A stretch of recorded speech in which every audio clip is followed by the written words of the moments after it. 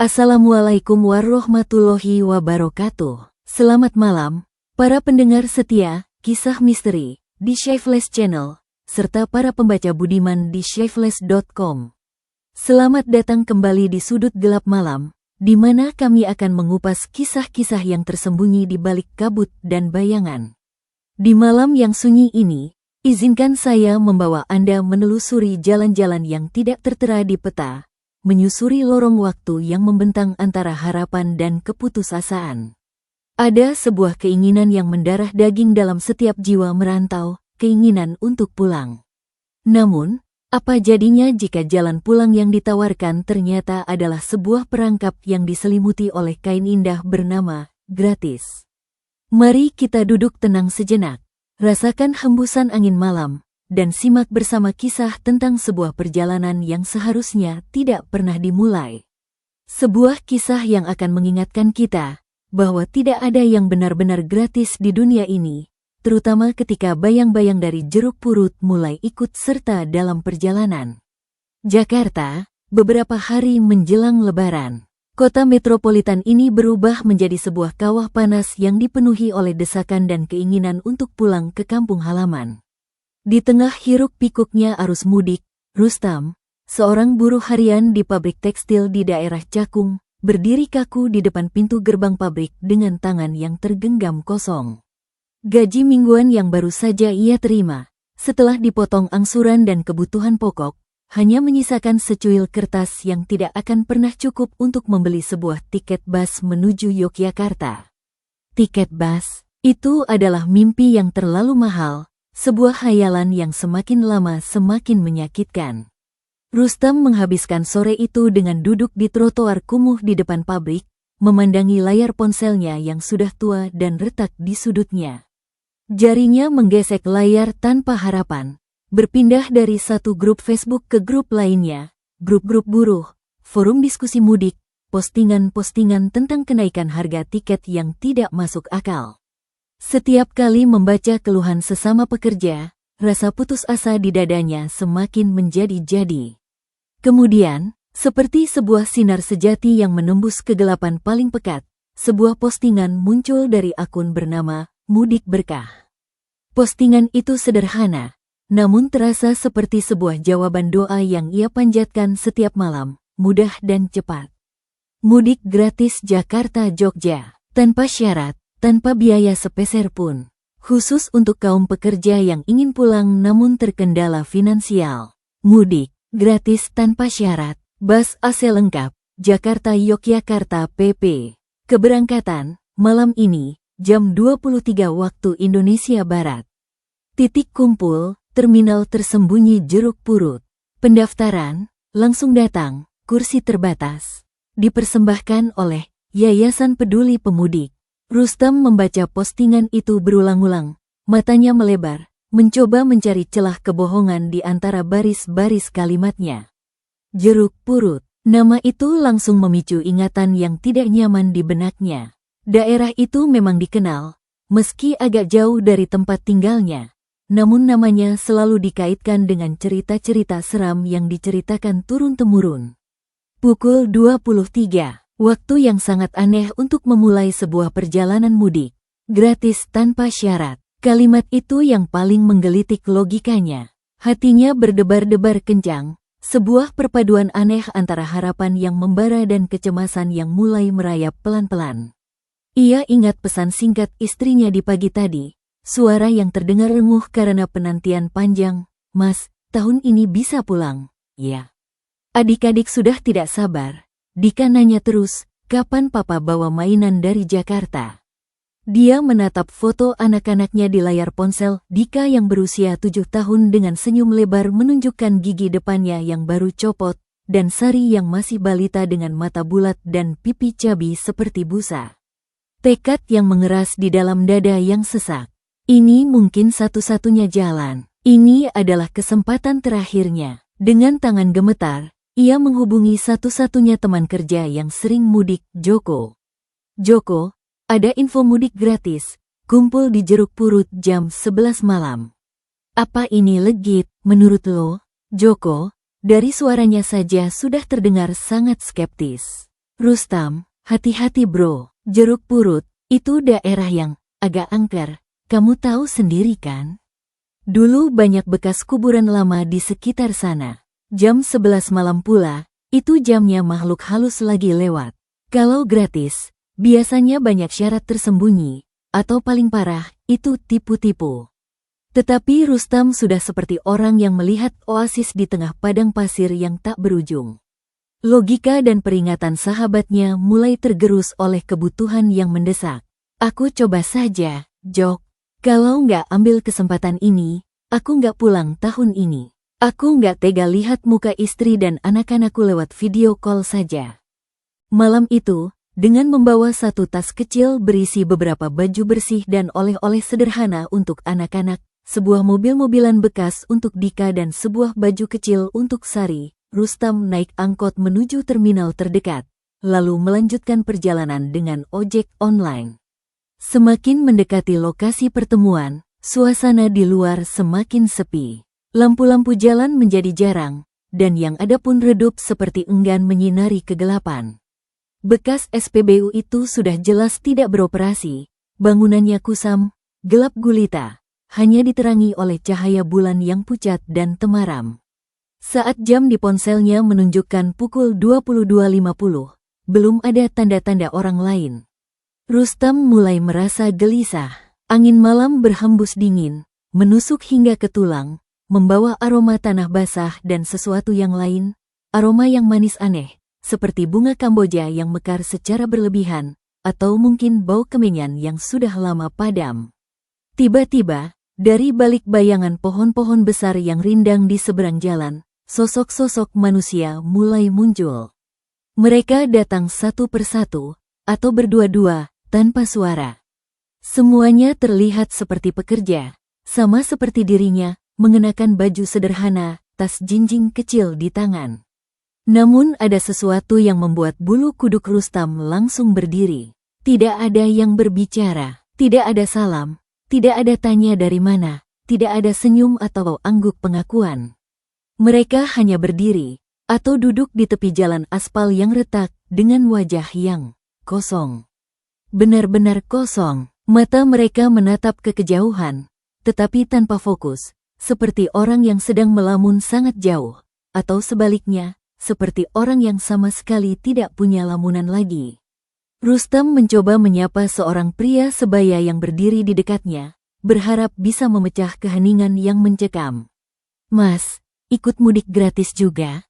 Pria itu menoleh, tetapi gerakannya lambat, kaku, seperti sebuah boneka yang ditarik tali secara perlahan.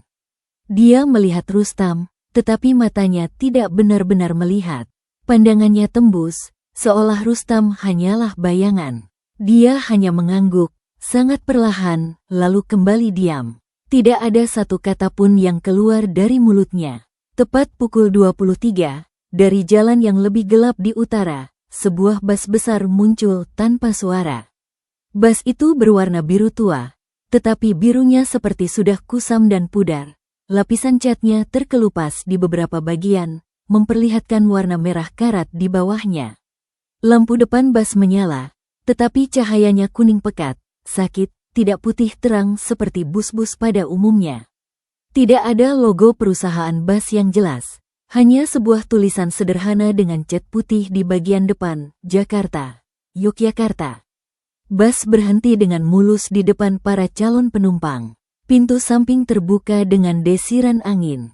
Dari dalam, seorang kondektur muncul. Dia adalah pria berusia mungkin 40-an, mengenakan seragam sederhana, kemeja putih yang sudah kusam dan celana hitam. Wajahnya juga hampir tanpa ekspresi, seperti para penumpang yang menunggu. Namun, ada sedikit kilatan kehidupan di matanya, membuatnya sedikit lebih hidup daripada yang lain. Silakan naik, cepat, tidak banyak waktu, katanya, suaranya datar, tanpa intonasi naik turun, seperti sebuah rekaman yang diputar ulang. Para penumpang mulai naik, dengan gerakan yang teratur dan terlalu tenang. Mereka seperti antrian arwah. Rustam, dengan jantung yang sekarang berdebar kencang bukan karena harapan, melainkan karena ketakutan yang tak bisa dijelaskan, ikut masuk. Dia memilih kursi di dekat jendela, di bagian tengah bus. Di dalam, bus terlihat cukup normal, kursi-kursi berbahan kain warna biru tua, beberapa sudah sobek kecil di bagian samping, lampu dalam bus redup. Tetapi ada satu hal yang aneh, tidak ada nomor kursi, tidak ada tulisan apapun di dinding. Dan bau di dalam bus, bau itu lagi. Bau bunga manis yang menyengat, bercampur dengan aroma tanah basah yang lembab dan sesuatu yang lain, sesuatu yang mirip dengan bau darah yang mulai mengering. Bus mulai bergerak tanpa suara mesin yang menggelegar. Rustam melihat keluar jendela, mencoba menenangkan diri. Mereka meninggalkan Jeruk Purut, memasuki sebuah jalan kecil yang tidak ia kenal. Ia berharap mereka akan segera menemukan akses masuk ke jalan tol Cikampek, jalur biasa mudik Jakarta-Jogja. Tetapi bus tidak mengambil jalan itu. Bus berbelok masuk ke sebuah jalan setapak yang semakin masuk ke daerah yang semakin gelap, tanpa lampu jalan, hanya diterangi oleh cahaya bulan yang pucat dan lampu bus sendiri yang kuning pekat itu. Dan kemudian, keanehan pertama yang membuat bulu kuduk Rustam benar-benar merayap naik ke lehernya. Bus itu mulai terasa melayang. Itu bukan sensasi biasa seperti bus yang melaju kencang di jalan tol yang mulus. Ini berbeda, ini sangat berbeda. Rustam merasa kursinya tidak lagi bergoyang karena guncangan jalan berbatu atau tidak rata. Bus bergerak dengan halus yang tidak wajar, seperti meluncur di atas permukaan yang sama sekali tanpa hambatan, tanpa gesekan. Sebuah ketenangan mengerikan yang menyelimuti seluruh kabin. Dia menempelkan wajahnya ke jendela kaca yang dingin, mencoba memahami apa yang sebenarnya terjadi di luar sana. Jalan di luar sudah tidak lagi seperti jalan biasa. Pepohonan yang berlalu di samping bus terlihat samar. Bentuknya seperti bayangan hitam yang bergerak lambat, bukan pohon-pohon statis yang kokoh. Terkadang, di kejauhan, Rustam melihat seperti ada bentuk-bentuk bangunan. Tetapi bangunan itu terlihat sangat tua, usang, rapuh, seperti bukan dari dunia sekarang. Tidak ada lampu rumah yang menyala, tidak ada tanda-tanda kehidupan sama sekali. Mereka seperti melintasi sebuah dunia yang hanya terdiri dari bayangan, siluet, dan kenangan yang memudar. Dia menoleh ke dalam, melihat ke penumpang lain. Semua duduk diam di kursi masing-masing. Tidak ada yang berbicara. Tidak ada yang melihat keluar jendela dengan rasa heran seperti yang dirasakannya. Mereka hanya duduk, tangan terlipat rapi di atas pangkuan, wajah tetap kosong tanpa ekspresi, mata mereka terlihat lurus ke depan atau terpejam dalam keheningan yang mengerikan. Rustam mencoba lagi, kali ini menyapa seorang wanita paruh baya yang duduk di kursi sebelahnya. "Bu, kita lewat mana ini? Kok rasanya tidak seperti jalan tol?" Wanita itu membuka matanya perlahan. Matanya hitam pekat, sangat hitam, seperti tidak ada pupil yang jelas, hanya dua lubang kegelapan yang menelan cahaya.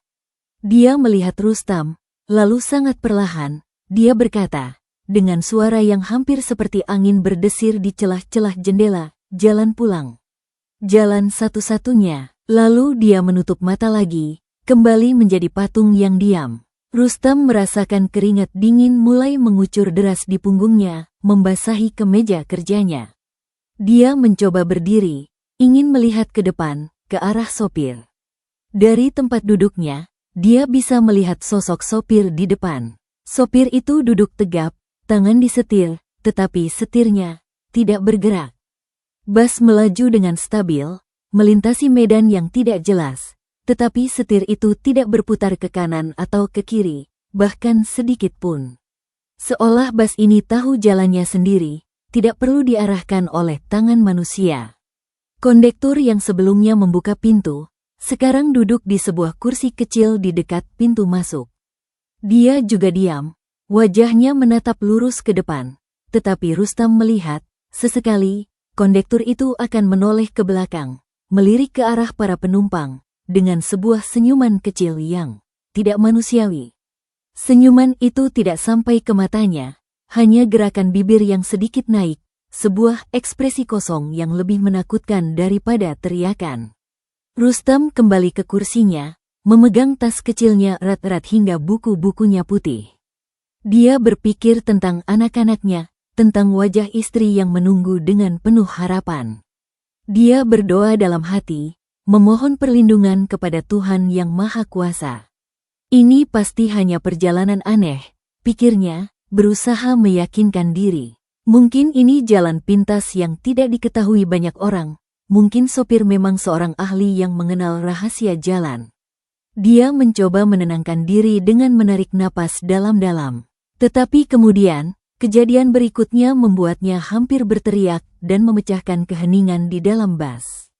Dari jendela di sebelah kanan bus, dia melihat sebuah sosok. Sosok itu berdiri di antara bayangan pohon-pohon hitam, sosok yang berbentuk manusia, tetapi dengan bentuk yang tidak lengkap.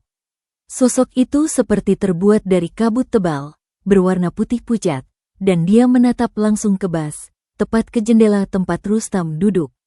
Sosok itu memiliki mata, 2 titik hitam yang sangat dalam dan kosong, dan mata itu menatap Rustam, dengan sebuah tatapan yang penuh dengan pengetahuan, dan mungkin juga kesedihan yang sangat tua, kesedihan yang telah membeku selama berabad-abad. Sosok itu mengangkat satu tangan yang tidak berwujud, seperti memberi salam, atau seperti menunjukkan sesuatu yang ada di belakang Rustam. Rustam tidak bisa bergerak, dia terpaku, seperti ular yang sedang dihipnotis.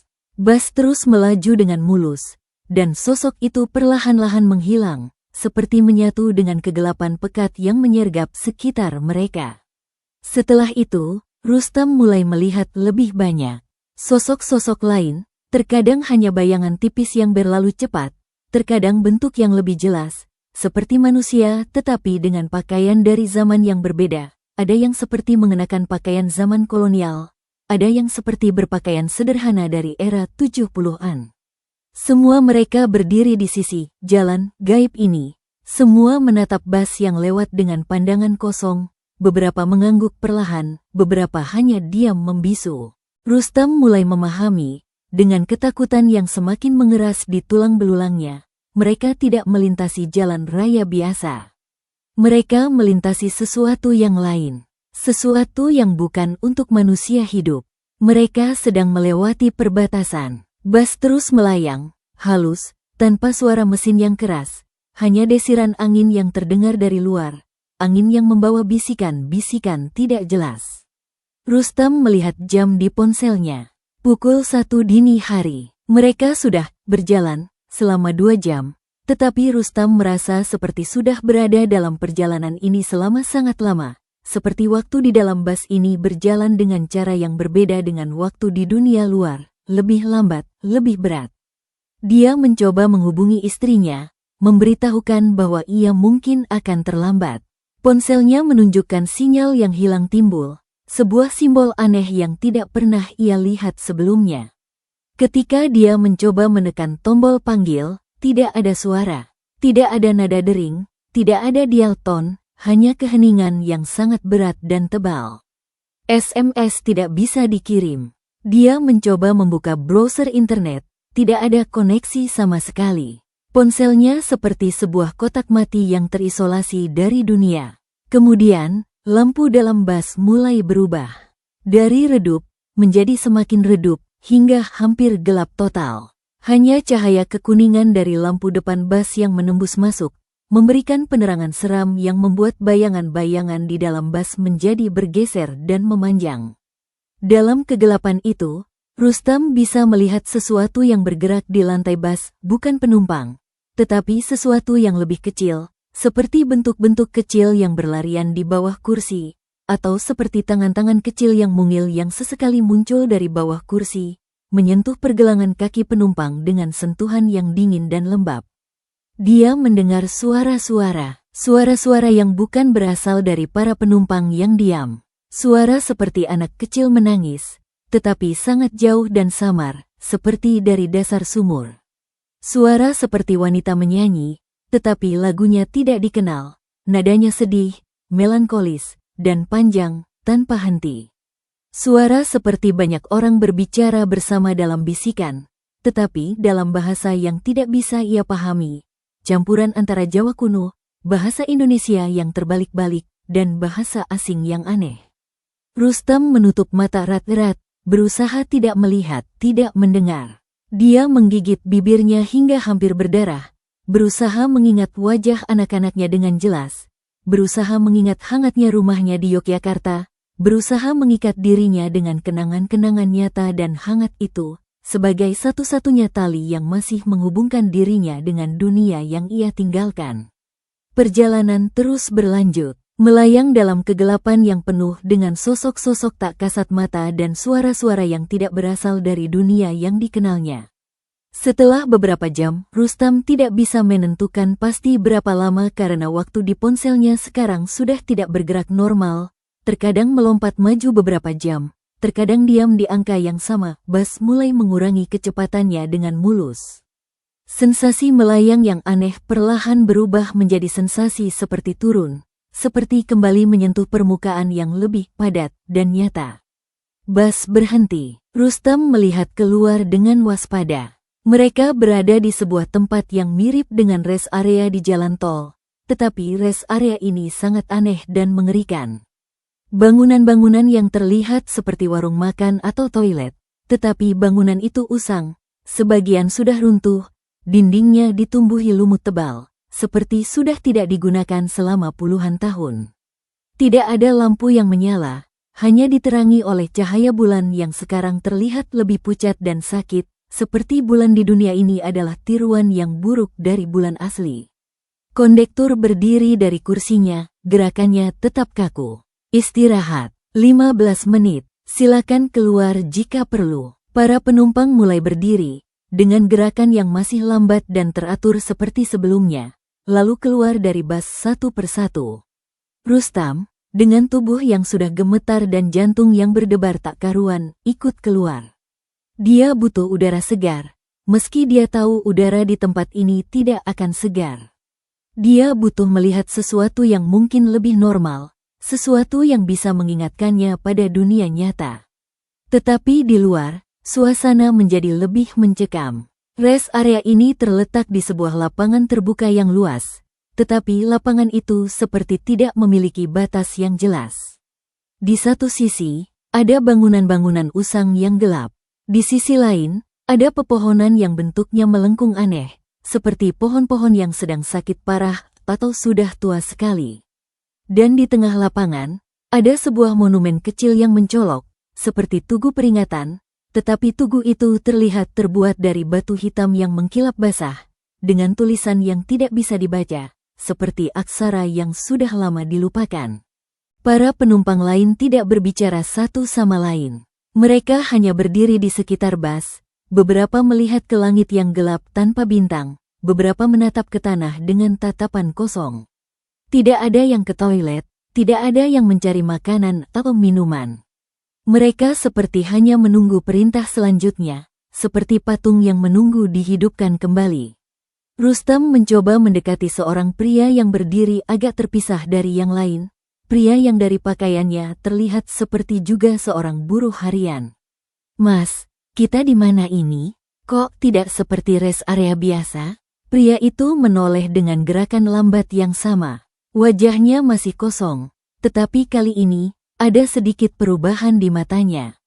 Matanya seperti mengandung sesuatu seperti air yang bergerak di bawah permukaan yang beku, atau seperti cahaya yang sangat redup. Dia berkata, suaranya lebih jelas daripada sebelumnya, tetapi masih datar dan tanpa emosi di perjalanan. "Tidak ada nama tempat ini. Ini hanya tempat pemberhentian. Tapi kita mau ke Jogja, kan? Kok jalannya seperti tidak biasa?" Pria itu melihat Rustam lebih lama, seolah sedang mempelajari wajahnya. "Jogja, kita semua mau pulang. Tetapi pulang kemana? Setiap orang punya rumah yang berbeda. Rumah saya sudah tidak ada lagi. Dibangun mal. Rumah Anda mungkin masih ada." Lalu pria itu berjalan menjauh dengan langkah yang teratur, meninggalkan Rustam dengan pertanyaan yang semakin mengerikan dan jawaban yang lebih mengerikan lagi. Rustam memutuskan untuk mendekati monumen batu hitam itu. Dia merasakan daya tarik aneh dari benda itu. Dia mendekat, ingin melihat lebih jelas tulisan-tulisan aneh di permukaannya. Dari dekat, tulisan itu memang tidak bisa dibaca, huruf-hurufnya seperti simbol-simbol mistis, bukan alfabet yang pernah ia kenal. Tetapi ketika dia menatap lebih lama, simbol-simbol itu mulai bergerak di matanya, seperti berubah bentuk, berputar, seperti ingin menyampaikan sebuah pesan yang tidak bisa ditangkap oleh akal sehat. Dan kemudian, dari balik monumen itu, dia melihat sebuah bayangan muncul. Bayangan itu seperti sosok manusia yang tinggi, tetapi tanpa wajah yang jelas, hanya bentuk tubuh yang gelap dan pekat. Bayangan itu bergerak mendekati Rustam, sangat perlahan, tanpa suara. Rustam mundur dengan takut. Jantungnya berdebar seperti ingin keluar dari rongga dadanya. Bayangan itu tidak berhenti. Dia terus mendekat, hingga Rustam bisa merasakan suatu kehadiran yang sangat dingin, seperti udara di sekitar sosok itu langsung membeku, menciptakan lingkaran es di sekitarnya. Bayangan itu mengangkat tangan yang juga seperti bayangan tanpa bentuk yang pasti, dan menunjuk ke Rustam, lalu menunjuk ke Bas. Seolah mengatakan, kembali ke Bas. Perjalananmu belum selesai. Rustam segera berbalik, berlari kembali ke Bas dengan langkah kaku. Dia melihat, para penumpang lain juga mulai kembali naik, dengan gerakan yang tetap tenang, seperti mereka tidak melihat bayangan mengerikan yang mungkin juga muncul di sekitar mereka. Saat Rustam naik kembali ke Bas dan duduk di kursinya, dia melihat sesuatu yang ada di kursinya. Di kursi yang sebelumnya kosong di sebelahnya, sekarang ada sebuah benda. Benda itu seperti sebuah foto kartu pos, foto kecil yang sudah menguning, hitam putih. Rustam mengambilnya dengan jari gemetar. Foto itu adalah foto seorang anak kecil, anak perempuan dengan poni rata, dengan wajah yang sangat sedih. Foto itu terlihat sangat tua, seperti dari era 50-an. Dan di bagian bawah foto, ada tulisan tangan dengan pena yang sudah pudar, ditunggu di rumah. Rustam merasa seperti foto itu berbicara langsung ke jiwanya. Dia tidak tahu dari mana foto ini berasal, siapa yang meninggalkannya. Dia ingin membuangnya, tetapi tangannya tidak bisa bergerak. Sebuah kekuatan aneh membuatnya menyimpan foto itu di saku bajunya, dengan perasaan bahwa mungkin ini adalah sebuah pesan, atau mungkin sebuah peringatan yang mengerikan. Bas mulai bergerak lagi, kembali melayang dengan mulus. Kali ini, sebelum Bas benar-benar melaju, Rustam melihat keluar jendela, ke arah monumen batu hitam itu. Di monumen itu, sekarang berdiri banyak sosok bayangan, semua menatap ke Bas dengan pandangan kosong. Salah satu dari mereka, sosok yang sebelumnya mendekati Rustam, mengangkat tangan lagi, seperti memberi salam perpisahan yang dingin. Bas kembali melayang, masuk lagi ke jalan yang bukan jalan. Rustam merasa perjalanan ini tidak akan pernah berakhir. Dia merasa seperti masuk ke sebuah lingkaran setan, sebuah perjalanan tanpa akhir, atau memiliki akhir yang tidak dia inginkan untuk ketahui. Dan di dalam Bas, suara-suara aneh mulai lagi. Kali ini, lebih jelas. Rustam bisa mendengar seperti ada seseorang berbicara di kursi belakangnya, berbicara dengan bahasa yang dia tidak tahu, tetapi dengan intonasi yang seperti sedang bercerita tentang sesuatu yang sangat menyedihkan. Cerita tentang kehilangan. Rustam menutup mata, berusaha tidur, berusaha menghilang dari semua ini. Tetapi tidur tidak datang. Dia hanya terjaga, dalam ketakutan yang semakin dalam sebuah perjalanan yang semakin tidak bisa dipahami.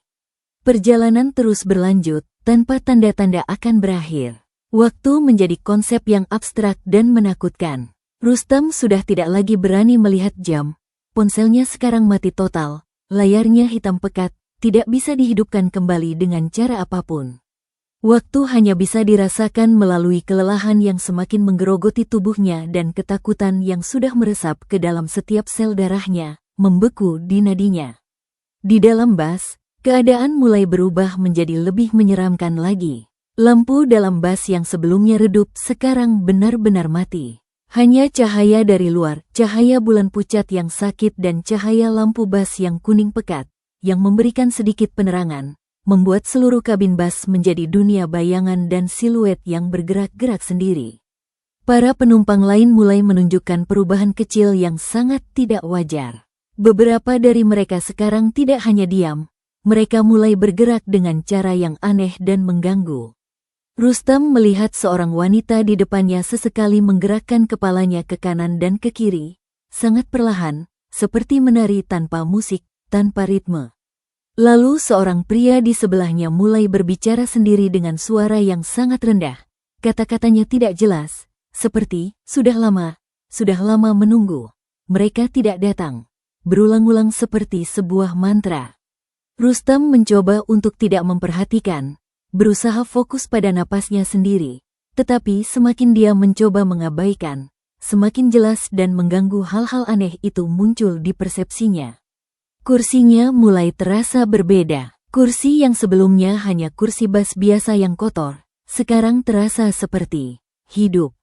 Rasanya seperti ada sesuatu di bawah kain kursi yang bergerak, yang bernapas.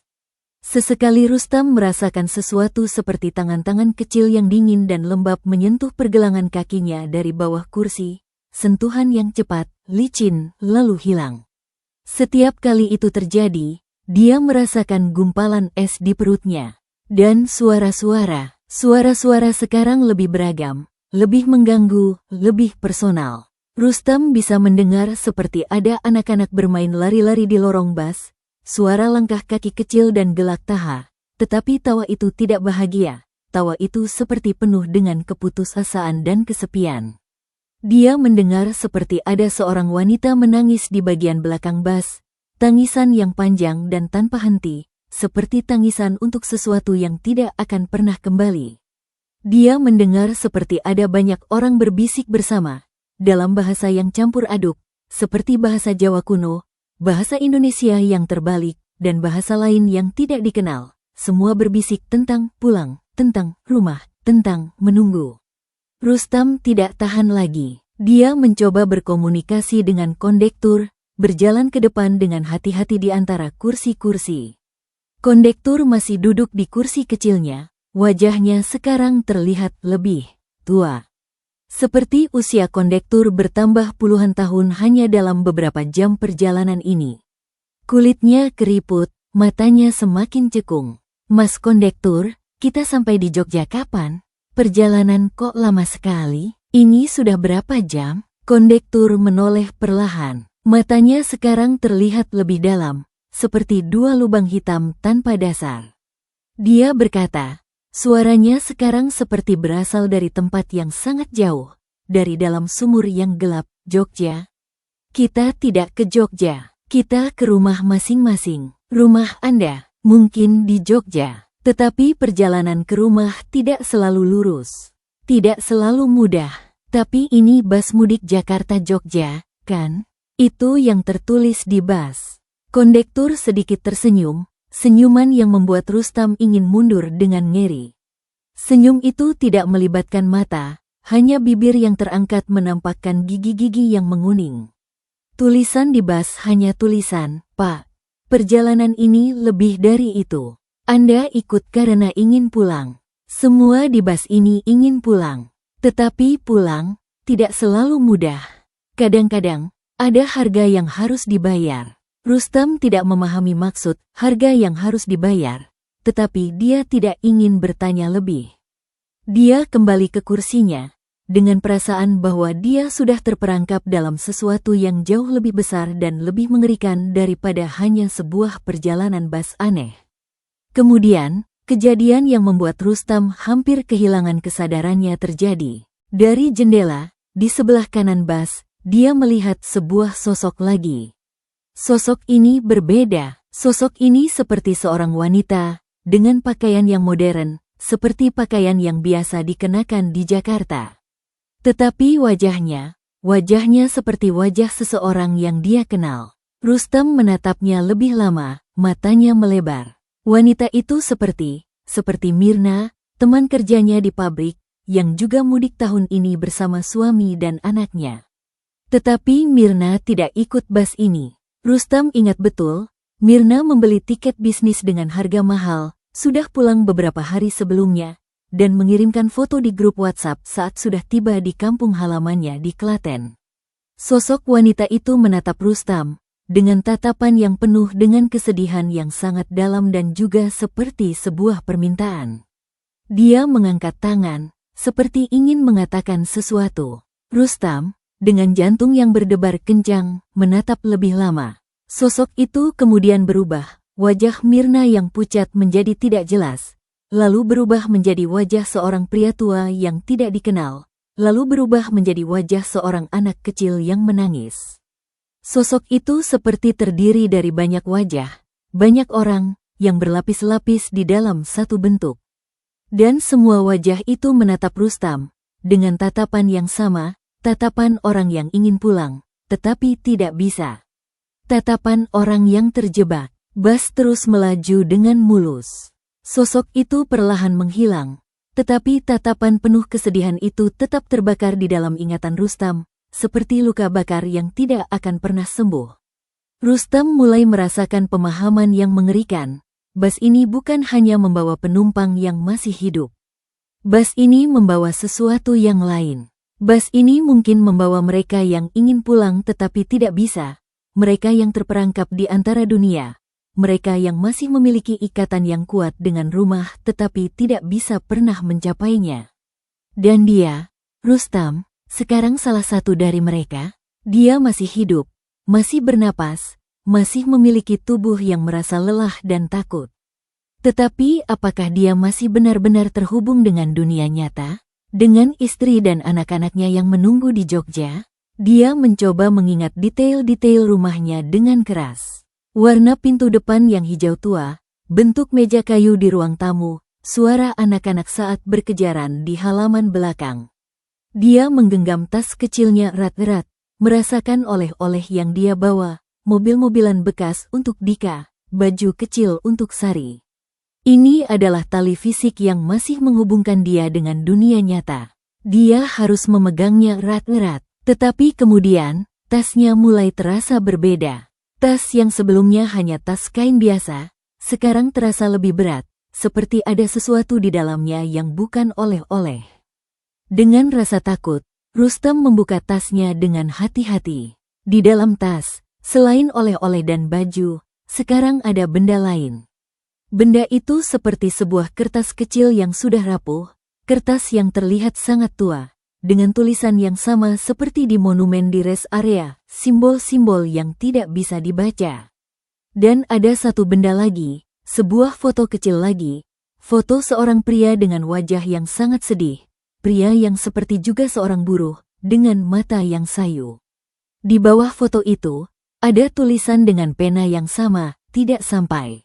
Rustam merasa seperti tasnya sekarang telah berubah menjadi sebuah wadah untuk pesan-pesan dari mereka yang tidak sampai, mereka yang terperangkap dalam perjalanan tanpa akhir ini. Dia bukan penumpang, dia sedang menjadi kurir pesan-pesan duka. Dia menutup tas dengan kasar, tidak ingin melihat lagi. Dia menatap ke depan, berusaha tidak melihat keluar jendela, tidak melihat ke penumpang lain, tidak mendengar suara-suara. Dia berusaha membuat dirinya sendiri menjadi diam, menjadi tidak ada, berharap perjalanan ini akan segera berakhir dan dia akan sampai di Jogja, akan melihat istri dan anak-anaknya. Tetapi perjalanan tidak berakhir. Bas terus melayang, dalam kegelapan yang sekarang terasa seperti tanpa batas, tanpa waktu, tanpa akhir. Dan teror di dalam bas semakin meresap, mulai menggerus pertahanan terakhirnya, harapan. Setelah periode waktu yang tidak bisa diukur, Rustam merasa mungkin sudah beberapa jam, mungkin sudah sehari, atau bahkan seminggu, bas kembali mengurangi kecepatannya dengan mulus. Kali ini, mereka tidak berhenti di rest area yang mengerikan, tetapi berhenti di sebuah tempat yang seperti persimpangan jalan. Persimpangan itu tidak memiliki tanda jalan, tidak ada lampu lalu lintas, tidak ada apa-apa. Hanya ada beberapa pohon besar yang menjulang tinggi dan bercabang aneh di sekitar, dan di tengah persimpangan, ada sebuah papan kecil yang tergantung di dahan pohon, papan yang terlihat seperti dari kayu tua yang membusuk, dengan tulisan yang lagi-lagi tidak bisa dibaca oleh mata manusia. Bas berhenti dengan mulus. Kondektur berdiri, Tubuhnya terlihat lebih tegap dan berwibawa. Persimpangan. Beberapa akan turun di sini. Rustam melihat keluar dengan rasa waspada. Di persimpangan hantu itu, ada beberapa sosok berdiri. Sosok-sosok itu bukan dari penumpang bus, tetapi sosok-sosok seperti yang dia lihat selama perjalanan, sosok bayangan hitam, sosok dengan wajah yang tidak lengkap, sosok dari berbagai era dengan pakaian yang kusut dan usang. Mereka berdiri diam, menunggu. Beberapa penumpang bus mulai berdiri, lalu turun dengan gerakan yang tetap tenang dan teratur.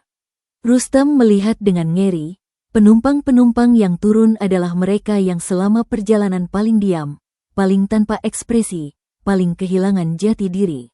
Mereka turun, lalu berjalan ke arah sosok-sosok di persimpangan, dan bersama-sama, mereka menghilang ke dalam bayangan pohon-pohon yang gelap, seperti menyatu dengan kegelapan, seperti ditelan oleh hutan.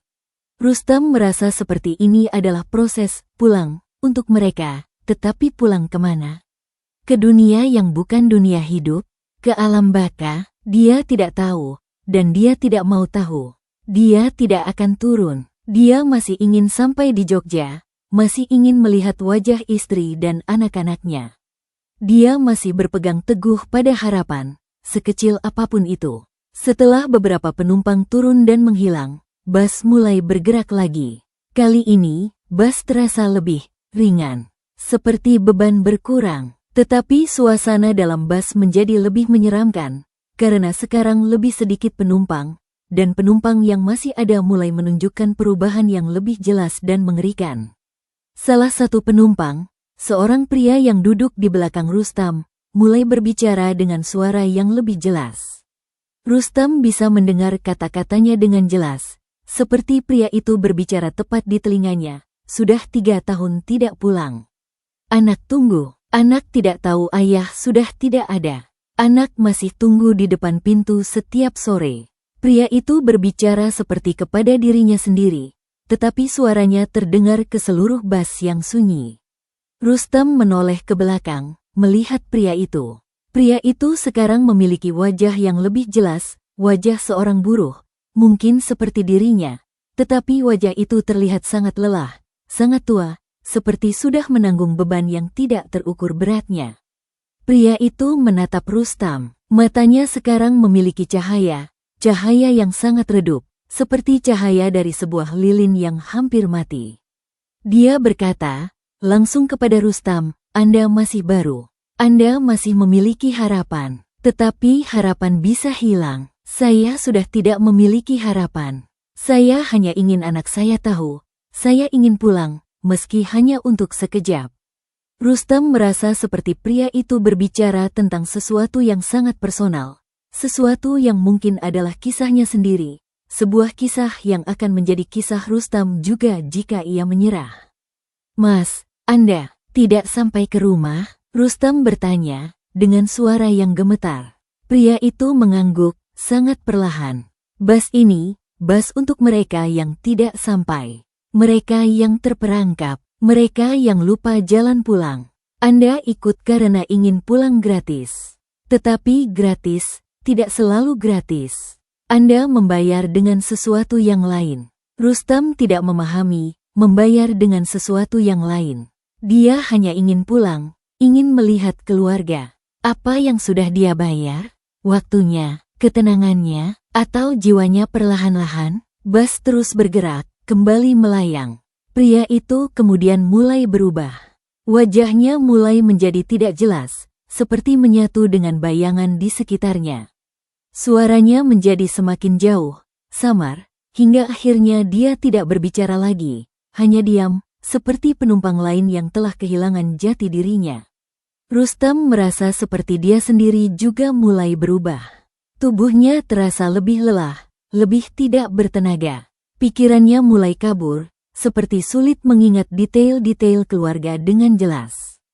Dia harus berusaha sangat keras untuk mengingat wajah istri, warna mata Dika Tawasari. Ingatan itu menjadi kabur, seperti tertutup kabut tebal. Kemudian, dari kursi di depan, seorang wanita yang sebelumnya diam, sekarang mulai menangis. Tangisan itu tidak keras, tetapi terdengar sangat jelas di dalam bas yang sunyi, tangisan yang penuh dengan keputusasaan. Rustam melihat wanita itu. Wanita itu seperti seorang ibu, dengan pakaian sederhana yang sobek di bagian bahu. Dia menangis sambil memegang sebuah foto kecil, foto anak-anak mungkin. Wanita itu menoleh ke Rustam, dengan mata yang basah tetapi tidak ada air mata yang keluar. Anak saya sudah tidak menunggu. Mereka sudah tumbuh dewasa. Mereka sudah tidak ingat wajah saya. Saya hanya ingin melihat mereka sekali lagi, tetapi tidak bisa. Saya sudah lupa cara pulang. Rustam merasa seperti setiap penumpang di bas ini memiliki kisah yang sama, ingin pulang, tetapi tidak bisa. Dan bas ini adalah tempat mereka, mungkin tempat mereka untuk terus berjalan dalam harapan yang tidak pernah terwujud, sebuah penjara yang bergerak. Dia mulai merasa bahwa mungkin dia juga akan seperti mereka. Mungkin dia juga tidak akan sampai di Jogja. Mungkin dia akan terperangkap dalam perjalanan ini selamanya, menjadi salah satu dari mereka yang tidak sampai, yang hanya terus berjalan dalam bas ini, tanpa akhir, tanpa tujuan. Ketakutan itu sekarang bukan hanya ketakutan fisik, ketakutan terhadap hal-hal aneh yang dilihat dan didengar. Ketakutan itu sekarang menjadi ketakutan eksistensial, ketakutan bahwa dia akan kehilangan hubungan dengan dunia nyata, dengan keluarga, dengan hidupnya sendiri. Bahwa dia akan menjadi bagian dari bas ini, sebuah penumpang abadi. Bas terus melaju. Rustam melihat keluar jendela, melihat sosok-sosok lagi di luar. Sosok-sosok itu sekarang seperti lebih banyak, seperti mereka mengikuti bas dari luar, atau seperti bas melintasi wilayah mereka, sebuah prosesi hantu yang tak terlihat. Dan kemudian, dia melihat sesuatu yang membuatnya hampir berteriak lagi. Dari luar, dia melihat sebuah sosok yang sangat mirip dengan dirinya. Sosok itu seperti Rustam, tetapi Rustam dengan wajah yang lebih tua, lebih lelah, dengan mata yang tanpa harapan, dengan baju yang compang camping. Sosok itu menatap ke bas, tepat ke jendela Rustam, dengan tatapan yang seperti mengatakan, "Ini adalah Anda, jika Anda tidak bisa pulang. Ini adalah masa depan Anda." Rustam menutup mata erat-erat, tidak ingin melihat lagi. Dia berusaha mengingat lagi keluarganya, berusaha mengikat diri dengan kenangan yang masih hangat. Dia menggigit tangan sendiri hingga hampir berdarah, berusaha merasakan sakit fisik, sebagai pengingat bahwa dia masih hidup, masih memiliki tubuh yang bisa merasa sakit. Tetapi sakit itu terasa berbeda. Sakit itu seperti tidak sepenuhnya nyata, seperti sakit dari dunia yang lain, sakat yang melayang. Perjalanan terus berlanjut. Rustam sekarang merasa seperti sudah berada dalam bas ini untuk waktu yang sangat lama, seperti mungkin sudah berhari-hari, mungkin sudah berminggu-minggu. Dia tidak bisa makan, tidak bisa minum, tetapi tidak merasa lapar atau haus. Dia hanya merasa lelah, lelah yang sangat dalam, lelah yang seperti berasal dari jiwa, bukan dari tubuh. Dan dalam kelelahan itu, dia mulai melihat hal-hal yang mungkin tidak benar-benar ada, atau mungkin benar-benar ada di dunia ini. Dia melihat seperti istrinya dan anak-anaknya berdiri di luar jendela, menatapnya dengan wajah yang sedih, seperti mengatakan, "Kami tunggu, tetapi Anda tidak datang. Anda meninggalkan kami." Dia melihat seperti rumahnya di Jogja muncul di luar. Rumah yang kecil tetapi hangat. Tetapi rumah itu seperti jauh, seperti tidak bisa dijangkau, terpisah oleh kaca tebal yang tak bisa dipecahkan. Dia melihat seperti ada banyak tangan dari luar jendela. Tangan-tangan yang pucat dan dingin yang ingin menyentuhnya. Tangan-tangan dari mereka yang mungkin ingin dia tetap di bas ini, tetap bersama mereka dalam perjalanan yang tidak berakhir. Rustam berusaha menahan semua ini, berusaha tetap sadar, tetap mengingat bahwa dia harus pulang, harus sampai. Tetapi kekuatan itu semakin berkurang. Dia merasa seperti akan hilang, seperti akan menjadi salah satu dari penumpang yang tanpa ekspresi, yang tanpa harapan, yang menjadi bagian dari bas bencana ini. Perjalanan telah mencapai suatu fase di mana Rustam tidak lagi dapat membedakan antara realitas dan ilusi. Batas antara dunia Bas ini dan dunia nyata telah begitu kabur sehingga segala sesuatu terasa seperti mimpi buruk yang tak pernah berakhir. Bas masih melayang, tetapi sekarang Rustam merasa seperti Bas tidak bergerak di ruang fisik, melainkan di ruang waktu yang terluka, atau di ruang antara kehidupan dan sesuatu yang lain, sesuatu yang gelap. Para penumpang yang masih ada di Bas sekarang hanya sedikit. Rustam melihat mungkin hanya sekitar 10 orang masih duduk, termasuk dirinya. Mereka semua sekarang menunjukkan tanda-tanda yang sama, wajah yang semakin kosong, gerakan yang semakin lambat dan kaku, seperti mereka sedang berubah menjadi sesuatu yang bukan manusia hidup, menjadi bagian dari Bas itu sendiri. Kondektur juga berubah. Kondektur sekarang terlihat seperti sosok yang jauh lebih tua, seperti usianya telah bertambah beberapa dekade hanya dalam perjalanan singkat ini. Wajahnya memiliki kerutan yang sangat dalam, matanya yang sangat hitam, seperti dua lubang tanpa cahaya yang menelan segalanya. Dia sesekali berdiri, melihat ke arah para penumpang dengan tatapan yang seperti memeriksa, seperti melihat apakah mereka sudah siap. Rustam merasa bahwa siap mungkin berarti siap untuk turun di persimpangan berikutnya, siap untuk menjadi salah satu dari sosok-sosok bayangan yang dia lihat di luar, siap untuk meninggalkan harapan untuk pulang ke dunia nyata selamanya. Dia tidak ingin menjadi siap. Dia harus melawan. Dengan sisa kekuatan yang ada, dia berusaha menggerakkan tubuhnya yang terasa sangat berat, berusaha berdiri, berusaha berjalan ke depan, ingin berbicara lagi dengan kondektur, ingin meminta untuk turun di tempat yang bukan persimpangan ini, di tempat yang mungkin masih terhubung dengan dunia nyata. Tetapi tubuhnya tidak bisa bergerak dengan mudah. Dia merasa seperti ada beban yang menempel di setiap bagian tubuhnya, beban yang tidak fisik, melainkan beban keputusasaan yang menyerap energinya. Dia berusaha berdiri, tetapi hanya bisa mengangkat tubuhnya sedikit, lalu jatuh kembali ke kursi dengan napas yang tersengal. Dari kursi belakang, suara lagi terdengar. Kali ini, suara itu seperti suara banyak orang, berbicara bersama dalam bisikan, dalam bahasa yang campur aduk. Tetapi Rustam bisa memahami beberapa kata yang mengerikan. Pulang, tidak bisa pulang. Keluarga tunggu, keluarga tidak tahu. Bas ini, bas untuk mereka yang hilang, mereka yang tidak ditemukan. Jeruk purut, tempat awal, tempat akhir. Rustam mendengar jeruk purut, tempat awal mereka berkumpul. Tempat itu mungkin bukan hanya tempat fisik, mungkin itu adalah tempat simbolis, tempat di mana perjalanan ini dimulai, dan mungkin juga tempat di mana perjalanan ini akan berakhir dalam lingkaran setan. Dia mencoba mengingat malam di jeruk purut dengan segala detailnya. Dinginnya angin malam, suasana yang sepi, sosok-sosok tanpa ekspresi, bas yang muncul dari kegelapan tanpa suara. Itu adalah pintu masuk ke dunia ini. Dan mungkin, pintu keluar juga ada di jeruk purut. Mungkin satu-satunya cara untuk keluar adalah dengan kembali ke awal.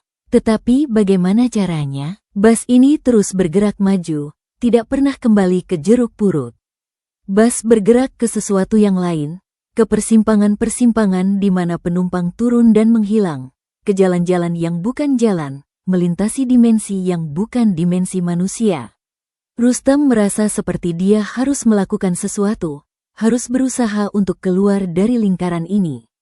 Dia melihat tas kecilnya yang tergeletak di lantai. Tas itu sekarang terasa lebih berat lagi. Dengan usaha yang sangat besar, dia membuka tas itu lagi. Di dalam tas, sekarang ada lebih banyak benda. Benda-benda itu seperti foto-foto kecil, foto-foto orang-orang dengan wajah sedih, dengan tulisan, tunggu, pulang, hilang. Dan ada satu benda yang berbeda, sebuah kertas dengan tulisan yang sekarang bisa dibaca, tulisan dalam bahasa Indonesia yang jelas, tulisan yang mungkin ditujukan langsung untuknya. Tulisan itu, jika ingin pulang, ingat rumah. Ingat dengan kuat, ingat dengan seluruh hati. Itu adalah satu-satunya jalan. Jangan lupa. Rustam membaca tulisan itu berulang-ulang, seperti sebuah mantra penyelamat. Ingat rumah, ingat dengan kuat. Dia mencoba, dia menutup mata, berusaha mengingat rumahnya di Yogyakarta, Detail-detail kecil yang mungkin bisa menyelamatkannya. Warna cat pintu depan yang hijau tua dan sudah mengelupas di beberapa bagian. Suara anak-anak saat berkejaran di halaman belakang. Aroma masakan opor ayam buatan istrinya di pagi hari lebaran. Foto keluarga di dinding ruang tamu yang sudah sedikit kuning karena usia. Dia mengingat dengan kuat, dengan seluruh hati, dengan seluruh sisa kekuatan jiwa yang dimilikinya. Dia menolak untuk melupakan. Dia berteriak dalam hati, menyebut nama istrinya, nama anak-anaknya, membayangkan senyum mereka, pelukan mereka. Dan sesuatu terjadi. Bas mulai bergoyang. Goyangan itu berbeda dengan sensasi melayang sebelumnya. Bas terasa seperti bergerak di permukaan yang tidak stabil, seperti melewati jalan yang berbatu dan berlubang. Rustam membuka mata, melihat keluar jendela. Jalan di luar sekarang terlihat berbeda. Jalan itu seperti jalan biasa, jalan dengan pepohonan yang normal, dengan bentuk yang lebih nyata. Bas masih melaju, tetapi sekarang terasa seperti melaju di jalan raya, bukan di jalan yang melayang tanpa bentuk. Lampu dalam bas mulai kembali menyala, sangat redup, tetapi menyala. Para penumpang lain juga mulai menunjukkan perubahan, beberapa mulai bergerak lebih aktif, beberapa mulai berbicara dengan suara yang lebih jelas, seolah mereka terbangun dari mimpi buruk yang panjang. Rustam merasa seperti ingatan kuat tentang rumahnya telah mengubah sesuatu, telah membawa Bas kembali ke dunia yang lebih nyata, telah menariknya keluar dari dimensi gelap. Tetapi perubahan itu tidak lengkap. Bas masih terasa seperti tidak sepenuhnya di dunia nyata. Jalan di luar masih terlihat samar, seperti antara dunia nyata dan dunia Bas, seperti film yang buram. Kondektur berdiri lagi. Kali ini, wajahnya terlihat sedikit berbeda, sedikit lebih manusiawi, sedikit lebih memiliki ekspresi. Dia melihat ke arah Rustam, dengan tatapan yang seperti mengandung sesuatu, mungkin pengakuan, mungkin bahkan sedikit harapan. Anda masih memiliki ingatan kuat. Itu baik. Tetapi ingatan itu harus tetap kuat.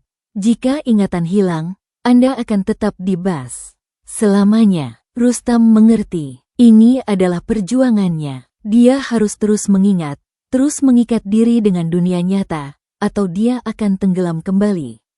Bas terus bergerak. Rustam melihat jam di ponselnya. Ponselnya sekarang bisa dihidupkan kembali, layarnya menyala redup. Jam menunjukkan waktu yang tidak masuk akal. Pukul 23, waktu yang sama ketika mereka memulai perjalanan. Seperti waktu tidak bergerak sama sekali, atau mereka telah kembali ke titik awal. Tetapi Rustam tidak peduli dengan waktu. Dia hanya peduli bahwa Bas sekarang bergerak di jalan yang lebih nyata, bahwa mungkin ada harapan untuk sampai. Kemudian, Bas berhenti lagi. Kali ini, bukan di persimpangan, tetapi di sebuah tempat yang seperti terminal kecil, terminal yang terlihat usang tetapi memiliki tanda-tanda kehidupan. Ada beberapa lampu yang menyala redup, ada bangunan yang terlihat seperti masih digunakan. Kondektur berkata dengan suaranya yang datar, "Terminal. Beberapa akan turun di sini. Turun jika Anda merasa ini adalah rumah Anda." Rustam melihat keluar. Terminal itu terlihat seperti terminal Bas biasa, tetapi terasa tidak sepenuhnya nyata. Beberapa penumpang turun, berjalan ke arah terminal, lalu menghilang ke dalam bangunan yang redup itu. Rustam tidak turun. Terminal ini bukan rumahnya. Rumahnya di Jogja, di sebuah gang kecil, bukan di terminal yang aneh ini. Bas mulai bergerak lagi. Rustam terus mengingat rumah, terus mengikat diri dengan kenangan. Dia merasa seperti kekuatan ingatan itu adalah satu-satunya perisai yang menjaganya dari menjadi seperti penumpang lain yang telah kehilangan segalanya. Perjalanan berlanjut. Rustam melihat keluar, melihat jalan yang sekarang semakin mirip jalan raya biasa. Dia melihat papan-papan penunjuk jalan, melihat pohon-pohon yang normal, bahkan melihat beberapa mobil lain di kejauhan, mobil yang terlihat normal, melaju di jalan yang berlawanan arah. Dia merasa seperti Bas sekarang kembali ke dunia nyata, atau hampir kembali. Harapan di dalam dadanya mulai menyala kembali, lebih besar dari sebelumnya. Tetapi kemudian, sesuatu terjadi lagi. Dari luar, dia melihat sebuah sosok lagi. Sosok ini seperti seorang anak kecil, anak perempuan, dengan wajah yang sedih. Sosok itu berdiri di sisi jalan, menatap Bas yang lewat. Sosok itu seperti Sari, anaknya. Rustam hampir berteriak, itu tidak mungkin. Sari ada di Jogja, bersama ibunya, tidak berdiri sendirian di jalan raya yang sepi di tengah malam. Sosok itu mengangkat tangan mungilnya, seperti ingin mengatakan sesuatu. Rustam menatap lebih lama, matanya berair. Sosok itu bukan Sari, wajahnya berbeda, tetapi memiliki kesedihan yang sama seperti Sari saat menunggu ayahnya yang tidak pernah datang.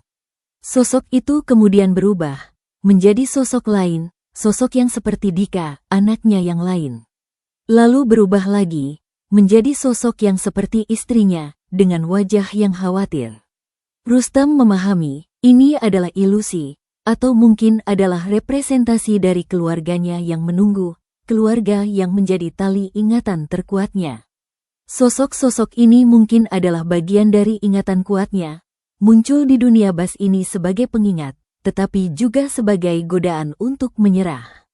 Dia menatap sosok-sosok itu, dengan perasaan campuran antara ketakutan dan harapan. Aku akan pulang, bisiknya. Aku janji. Sosok-sosok itu kemudian menghilang, seperti menyatu dengan aspal jalan. Bas terus bergerak. Rustam merasa seperti perjalanan sekarang memiliki tujuan, memiliki akhir. Dia merasa seperti mungkin akan benar-benar sampai. Tetapi ketakutan masih ada. Ketakutan bahwa ketika sampai, mungkin bukan di Jogja, mungkin di tempat lain. Ketakutan bahwa mungkin ini hanya bagian dari perjalanan yang lebih panjang, bahwa mungkin dia masih terperangkap dalam permainan kejam ini. Dia terus mengingat, terus berjuang. Dia melihat tas kecilnya, merasakan oleh-oleh untuk anak-anak di dalamnya. Ini adalah tali nyata, benda nyata yang menghubungkan dia dengan dunia nyata. Bas bergerak, dan Rustam berharap, dengan seluruh sisa jiwa yang dimilikinya, bahwa perjalanan ini akan berakhir, bahwa dia akan melihat keluarganya lagi, bahwa dia akan pulang. Bas telah bergerak di jalan yang semakin nyata selama beberapa waktu. Rustam tidak bisa menentukan berapa lama, tetapi tubuhnya mulai merasa lebih manusiawi. Dia merasa lapar, merasa haus, merasa lelah fisik yang normal. Ini adalah tanda-tanda yang melegakan, tanda-tanda bahwa dia mungkin benar-benar kembali ke dunia nyata. Para penumpang yang masih ada di bas sekarang hanya sedikit, mungkin hanya 5 orang, termasuk Rustam. Mereka semua sekarang memiliki wajah yang lebih hidup, lebih memiliki ekspresi, seperti mereka juga sedang berjuang, berusaha mengingat rumah mereka, mengingat dunia nyata yang mereka tinggalkan. Beberapa di antara mereka bahkan mulai berbisik nama-nama orang yang mereka cintai. Kondektur juga berubah lebih banyak. Kondektur sekarang terlihat seperti manusia biasa lagi, pria berusia 40-an dengan wajah yang memiliki ekspresi, bahkan ada sedikit senyuman tipis di bibirnya saat matanya menatap Rustam. Dia berdiri, berkata kepada semua penumpang yang tersisa dengan suaranya yang terdengar lebih jelas. Perjalanan hampir berakhir. Anda yang masih memiliki ingatan kuat akan sampai. Anda yang sudah kehilangan ingatan akan tetap di perjalanan selamanya. Rustam melihat para penumpang lain. Beberapa dari mereka memiliki mata yang sekarang berkilauan dengan cahaya harapan.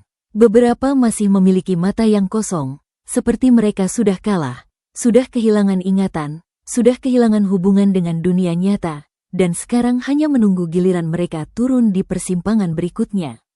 Bas mulai mengurangi kecepatan. Rustam melihat keluar jendela dengan jantung yang berdebar kencang. Mereka sekarang berada di sebuah jalan yang dia kenal, jalan menuju Yogyakarta, jalan yang dia lewati setiap kali mudik dengan tiket bas biasa.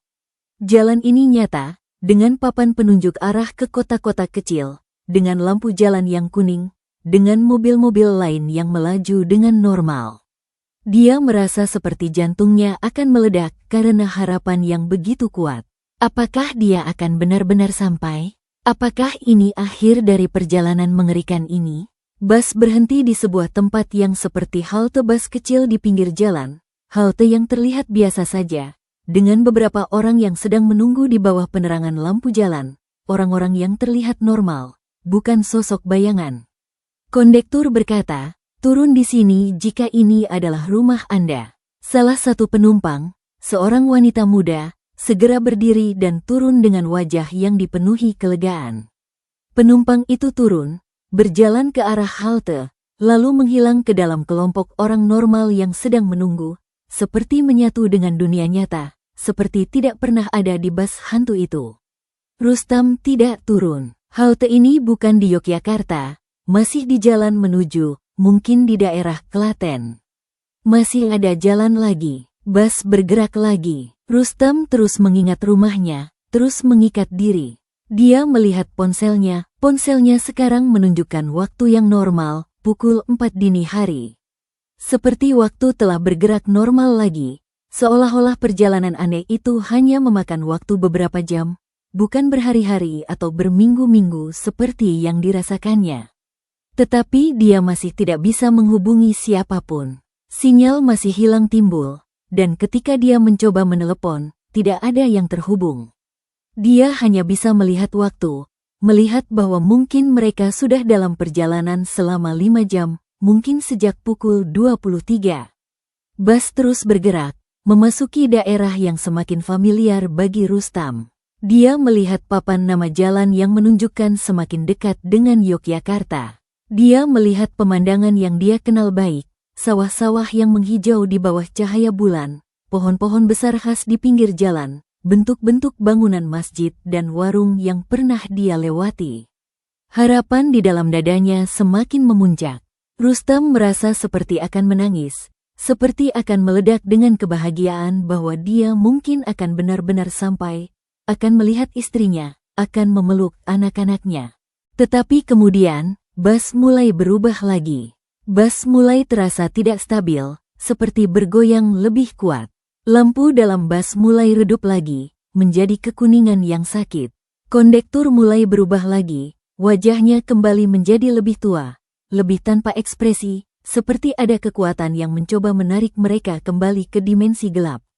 Rustam merasa seperti ingatan kuatnya mungkin tidak cukup, seperti dunia bas ini masih memiliki kekuatan untuk menariknya kembali ke dalam kegelapan.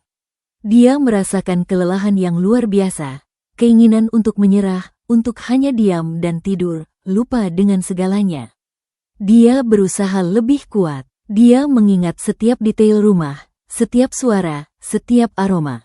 Dia menggenggam tas kecilnya erat-erat, merasakan oleh-oleh sebagai benda nyata yang mengikatnya pada dunia.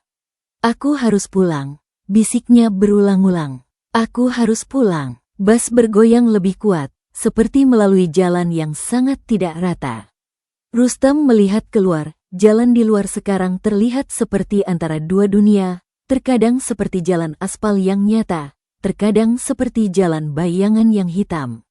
Dia merasa seperti dia harus membuat keputusan sekarang, harus melakukan sesuatu untuk keluar dari lingkaran setan ini selamanya. Dengan sisa kekuatan terakhirnya, dia berdiri, berjalan goyah ke depan, ke arah kondektur yang sedang berubah wujud.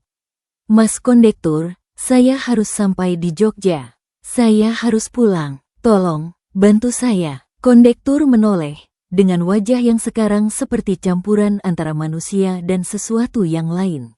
Matanya hitam pekat, tetapi ada kilatan sesuatu di dalamnya. Dia berkata, suaranya seperti berasal dari dua tempat yang berbeda, "Anda harus sendiri. Ingatan Anda adalah kunci. Jika ingatan kuat, Anda akan sampai. Jika ingatan hilang, Anda akan tetap di sini. Pilihannya ada di tangan Anda." Rustam kembali ke kursinya, tubuhnya gemetar hebat. Dia terus mengingat, bahkan mulai berbicara kepada dirinya sendiri dengan suara keras, mengucapkan nama anak-anaknya, mengucapkan nama istrinya, menggambarkan rumahnya dengan kata-kata, menciptakan dunia nyata di dalam kepalanya untuk melawan dunia bas yang mencoba menelannya. Bas terus bergerak, melalui fase goyang yang kuat, melalui perubahan antara dunia nyata dan dunia bas yang mengerikan. Kemudian, tiba-tiba, bus berhenti dengan keras yang menghentakkan seluruh tubuh penumpang. Bus berhenti di sebuah tempat yang Rustam tidak kenal, tempat yang seperti pinggiran jalan yang sepi, dengan pepohonan besar dan rindang di sekitarnya, dengan suasana yang aneh dan sunyi. Kondektur berdiri, berkata dengan suara yang sekarang sangat datar dan tanpa emosi lagi, "Akhir perjalanan. Semua turun." Rustam melihat keluar dengan panik. Tempat ini tidak seperti Yogyakarta. Tempat ini seperti tempat asing yang gelap dan menyeramkan. Para penumpang lain mulai turun, dengan gerakan yang teratur. Rustam, dengan hati yang berdebar kencang karena ketakutan, juga ikut turun. Dia tidak mau, tetapi dia merasa seperti tidak memiliki pilihan lain, seperti ada kekuatan yang mendorongnya keluar. Di luar, suasana sangat sepi. Tidak ada orang lain, tidak ada tanda-tanda kehidupan. Hanya pepohonan besar yang menyerupai siluet raksasa, dan sebuah jalan setapak kecil yang terlihat seperti masuk ke dalam hutan yang gelap. Para penumpang yang turun berjalan ke jalan kecil itu tanpa berkata-kata, lalu satu persatu menghilang ke dalam kegelapan hutan, seperti ditelan oleh malam. Rustam berdiri sendirian, tidak bergerak. Dia tidak mau masuk ke hutan itu. Dia mau pulang ke Yogyakarta. Kondektur, yang masih berada di pintu bus, melihatnya. "Anda tidak ikut?" "Tidak, ini bukan rumah saya di Jogja." Kondektur sedikit tersenyum, senyuman yang sekarang terlihat seperti senyuman manusia, senyuman yang mungkin mengandung sedikit harapan dan penghargaan. "Jika Anda tidak ikut, Anda harus mencari jalan sendiri." Tetapi jalan sendiri mungkin lebih sulit. Rustam tidak peduli seberapa sulitnya. Dia ingin pulang. Dia menoleh ke kanan dan kiri, mencari tanda-tanda jalan lain, mencari sesuatu yang mungkin mengarah ke Yogyakarta. Dia melihat sebuah jalan kecil lain di seberang jalan, jalan yang terlihat lebih terang, lebih seperti jalan biasa yang mungkin menuju ke pemukiman. Tanpa ragu-ragu, dia memilih jalan itu, berjalan dengan cepat, meninggalkan bus hantu dan kondektur yang misterius. Bus tetap berdiri di tempat itu, dengan para penumpang yang sudah turun dan menghilang. Rustam tidak melihat ke belakang lagi, terus berjalan menuju jalan kecil yang lebih terang itu. Jalan kecil itu semakin terang, semakin seperti jalan biasa. Rustam berjalan, dengan harapan bahwa ini adalah jalan ke dunia nyata, jalan ke Yogyakarta. Tetapi setelah berjalan beberapa lama, jalan itu mulai berubah lagi. Jalan itu mulai menjadi tidak jelas, batasannya kabur, mulai seperti menyatu dengan hutan di sekitarnya. Rustam merasa seperti dia mungkin masih dalam dunia bas, mungkin masih terperangkap dalam ilusi yang lebih halus. Dia terus berjalan, dengan ingatan kuat tentang rumah sebagai satu-satunya kompasnya. Dia berjalan, dan berjalan, tanpa menoleh ke belakang. Dan kemudian, sesuatu terjadi. Dia merasa seperti tubuhnya sangat lelah, seperti tidak bisa berjalan lagi. Langkahnya terhuyung-huyung, pandangannya berkunang-kunang. Dia jatuh ke tanah yang dingin dan lembab, merasa seperti akan kehilangan kesadaran. Dalam keadaan hampir pingsan, dia melihat sesuatu di kejauhan, sebuah cahaya yang hangat, cahaya dari sebuah rumah yang sangat mirip dengan rumahnya di Yogyakarta. Dia melihat seperti istrinya dan anak-anaknya berdiri di depan rumah, melambai-lambai ke arahnya, menunggunya. Dia berusaha berdiri dengan sisa kekuatan, berusaha mencapai cahaya itu. "Tunggu, aku," bisiknya. Tetapi tubuhnya tidak sanggup lagi. Dia jatuh lagi, jatuh ke tanah, dan kemudian segala sesuatu menjadi gelap. Sunyi. Kegelapan itu tidak seperti kegelapan di dalam bas. Kegelapan ini lebih nyata, lebih fisik, lebih berat. Rustam merasa seperti tubuhnya sangat lelah, seperti tidak memiliki sedikit pun tenaga. Dia merasa seperti ada sesuatu yang menekan tubuhnya, sesuatu yang basah, dingin, dan kasar. Dia membuka matanya dengan usaha yang sangat besar. Kelopak matanya terasa berat seperti ditimpa batu. Pandangannya awalnya kabur, lalu perlahan fokus. Dia melihat sekelilingnya. Dia tidak di jalan. Dia tidak di bus. Dia tidak di tempat yang seperti Yogyakarta atau di hutan yang aneh. Dia berada di sebuah tempat yang dia kenal, tapi kenal dengan rasa takut yang mendalam. Jeruk Purut. Dia berada di area Jeruk Purut, tetapi bukan di depan bekas SPBU di mana mereka berkumpul. Dia berada di area yang lebih dalam, area yang seperti sebuah pekuburan tua yang terlupakan. Dia melihat pohon-pohon Kamboja di sekitarnya, pohon-pohon yang bunganya biasanya mekar putih dan wangi, tetapi sekarang terlihat gelap dan gundul.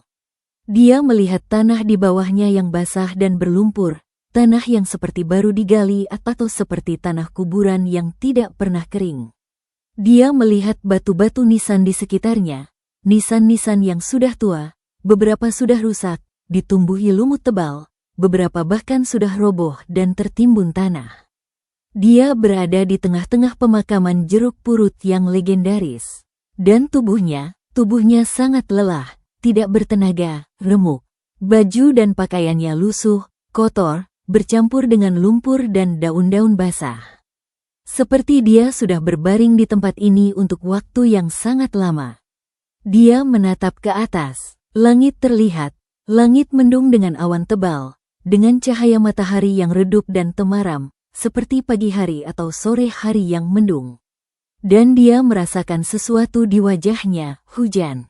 Hujan rintik-rintik, hujan yang tidak deras, tetapi membasahi tubuhnya yang sudah lelah dan kedinginan.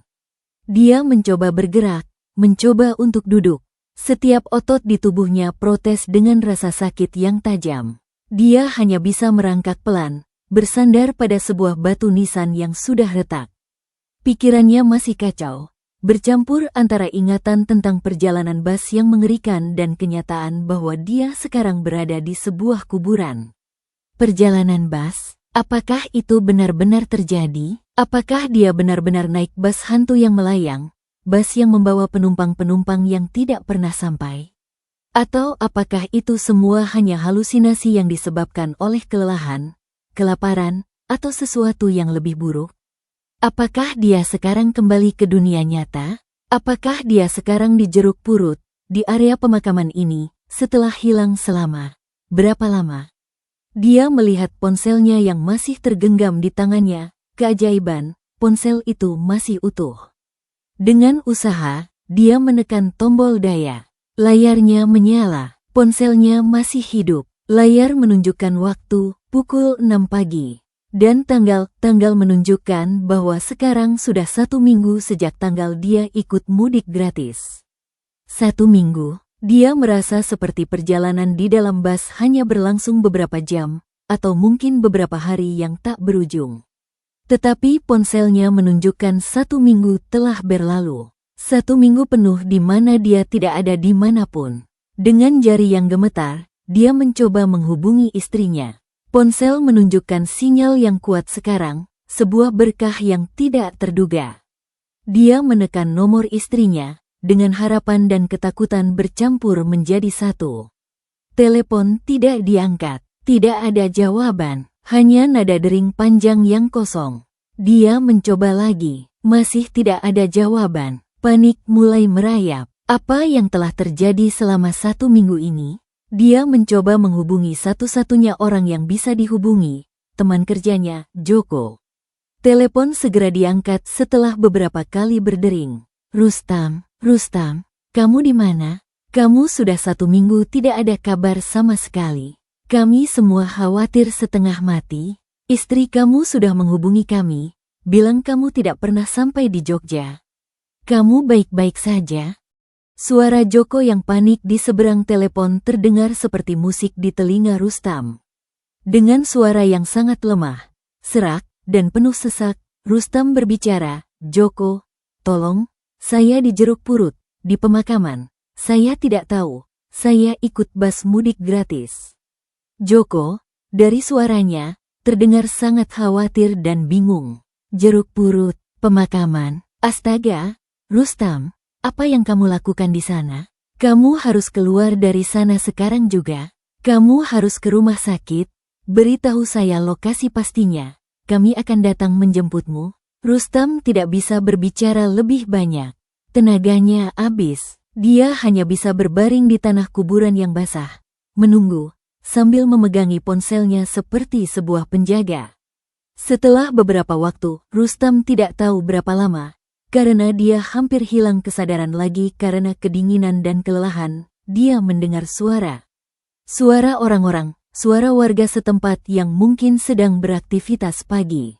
Beberapa pemuda warga datang, mungkin sedang jalan pagi atau mencari rumput, yang melihatnya berbaring tak berdaya di tengah kuburan. Tolong, ada orang pingsan di tengah kuburan. Para warga mendekat, melihat Rustam dengan wajah yang heran, ngeri, dan khawatir bercampur menjadi satu. Pak, kamu kenapa? Kamu sakit? Apa kamu dirampok? Rustam tidak bisa menjawab dengan jelas. Mulutnya hanya bisa mengeluarkan kata-kata yang putus-putus. Bas, mudik gratis, 1 minggu, tidak sampai. Para warga saling pandang, memahami mungkin Rustam mengalami sesuatu yang tidak biasa. Sesuatu yang berhubungan dengan mistis yang sering terjadi di daerah tersebut. Mereka membantu Rustam untuk berdiri, dengan usaha yang sangat besar, karena Rustam sangat lemah, hampir tidak bisa berdiri sendiri. Rustam dibawa keluar dari area pemakaman, dibawa ke jalan raya, lalu dibawa ke klinik atau rumah sakit kecil terdekat dengan menggunakan mobil warga. Di rumah sakit, Rustam segera ditangani. Dokter yang memeriksanya mengatakan bahwa ia mengalami dehidrasi sangat berat, kelelahan ekstrim, dan gizi buruk, mungkin sudah tidak makan dan minum untuk waktu yang lama, mungkin sudah berada di luar ruangan tanpa perlindungan selama seminggu. Tidak ada tanda-tanda penyakit fisik lain yang serius, hanya luka-luka gores dan memar di tubuhnya. Secara medis, dia hanya mengalami trauma dan kelelahan. Rustam dirawat di ruang perawatan, diberikan cairan infus, diberikan makanan dan minuman ringan, dan diberikan tempat untuk tidur yang nyaman dan hangat. Dalam tidurnya yang gelisah, Rustam masih mengalami mimpi tentang bas yang melayang, tentang perjalanan tanpa akhir, tentang para penumpang tanpa ekspresi, tentang kondektur yang berubah wujud. Mimpi itu seperti terus mengikuti dan menghantutinya, seperti perjalanan itu tidak benar-benar berakhir, seperti bayangannya masih melekat di pikiran bawah sadarnya. Setelah beberapa hari dirawat di rumah sakit, kondisi Rustam mulai membaik. Dia sudah bisa duduk, bisa berbicara lebih jelas, meski suaranya masih serak. Dia menjelaskan secara singkat kepada dokter dan kepada Joko yang menjenguknya tentang perjalanan bas, tentang mudik gratis dari Jeruk Purut, tentang semua hal aneh yang dialaminya. Dokter mendengarkan dengan seksama, dengan wajah yang serius dan penuh simpati. Pak Rustam, mungkin Anda mengalami sesuatu yang tidak biasa. Jeruk Purut, daerah itu memang dikenal dengan banyak cerita, banyak kejadian aneh yang sulit dijelaskan secara ilmiah. Mudik gratis di jam 11 malam dari sana, itu sangat tidak lazim. Mungkin Anda mengalami sesuatu yang mungkin tidak sepenuhnya fisik, sesuatu yang menyerang jiwa dan mental. Rustam mengangguk lemah. Dia tidak memahami sepenuhnya apa yang menimpanya, tetapi dia tahu di lubuk hatinya bahwa perjalanan itu benar-benar terjadi, dalam cara yang mungkin tidak bisa dijelaskan dengan logika biasa. Itu bukan mimpi, itu nyata. Dia mencoba menghubungi istrinya lagi, sekarang dengan bantuan Joko. Kali ini, telepon diangkat. Suara istrinya terdengar sangat khawatir, histeris, tetapi juga sangat lega bahwa Rustam masih hidup, masih bisa berbicara. Mas, kamu di mana? Kamu sudah 1 minggu tidak ada kabar. Kami tunggu di Jogja, kamu tidak pernah sampai. Kami sudah hubungi teman-teman kamu di Jakarta. Mereka bilang kamu ikut mudik gratis dari Jeruk Purut.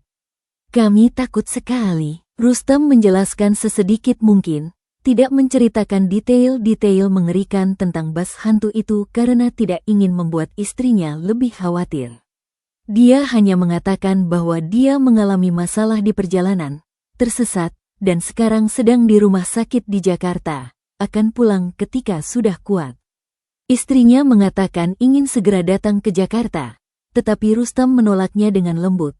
mengatakan bahwa dia akan baik-baik saja dan akan segera pulang ke Jogja setelah kuat. Setelah seminggu lebih dirawat di rumah sakit, Rustam akhirnya diizinkan pulang.